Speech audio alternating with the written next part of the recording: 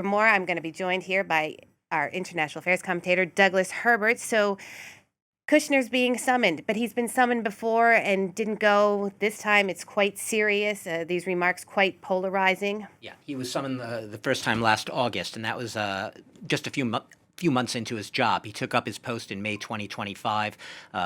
20 years after he had been sentenced to two years in prison for counts including tax fraud and witness tampering, and 5 years after he had been pardoned by Donald Trump. He's the father of Donald Trump's son-in-law. So he was already in his post 3 months, writes a letter to Macron, basically pointing out what he called the dramatic rise of anti-Semitism in France and accusing the government of a lack of sufficient action and urging Macron to combat it.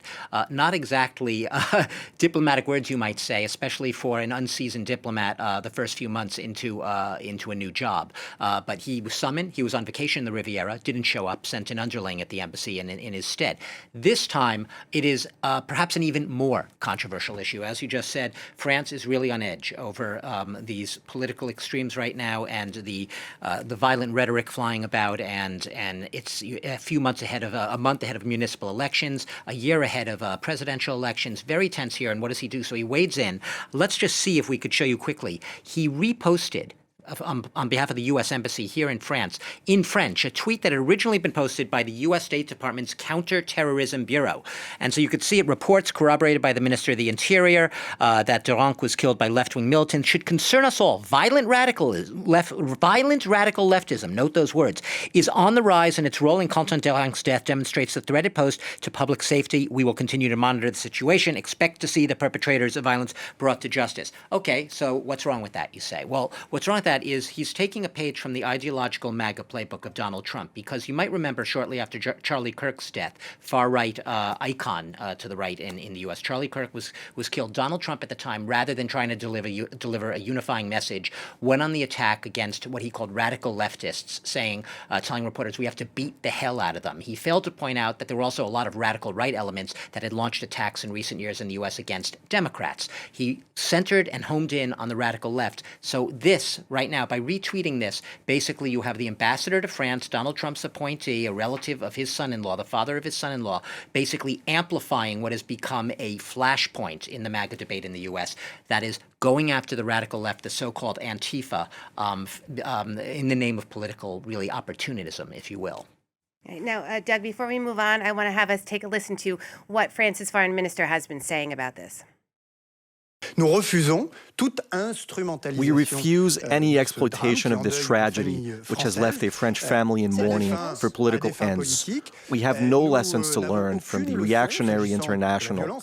As for analyzing political life, the place of violence, and violence more generally, we serve up those insights ourselves with quite enough verve, and we will not allow others to serve them to us.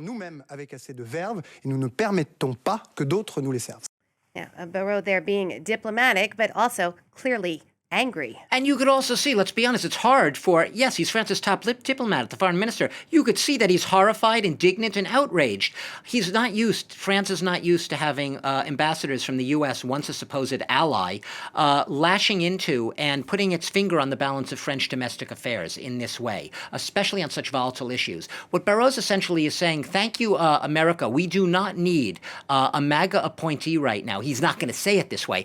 A MAGA appointee, basically reminding us that things are tense on the political landscape, and making them even tenser when there's already French society at near boiling point over these issues, having these fierce debates with one another. The last thing we need is an American ambassador singling out one side to the exclusion of the other, whipping up that debate further. Thank you very much, Mr. Ambassador. We're very much aware, and we're very much aware that we have our work cut out in France. But if anyone knows that there is right now tensions in our own country, we know it better than you, and we don't need you. We don't need you weighing in with your two bits.